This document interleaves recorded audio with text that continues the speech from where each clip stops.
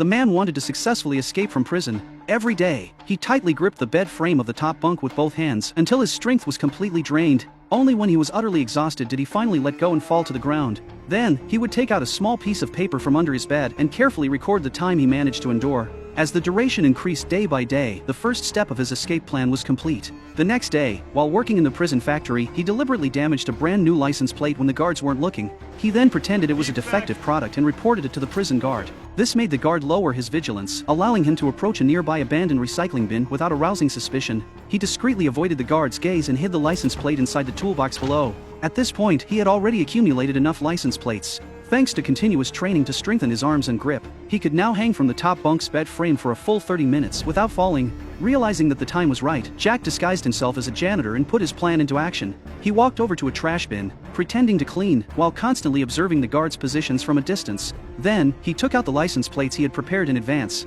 Seeing that the guards were still unaware of his movements, he quickly ran to the back of the transport vehicle. Using the connected license plates as a cover, he swiftly hid underneath the vehicle. He thought his escape plan would go smoothly. However, an unexpected situation arose. As the transport vehicle approached the prison gate, a guard suddenly took out an inspection mirror and began thoroughly scanning the underside of the vehicle. The guard carefully moved the mirror back and forth, checking every angle. At this moment, Jack didn't dare to make a single sound, fearing that the slightest movement would give him away. Just when he was on the verge of losing his grip, the guard suddenly announced that the inspection was complete. Confirming that there were no issues, he allowed the transport vehicle to pass. And just like that, Jack successfully escaped from the prison, narrowly avoiding detection.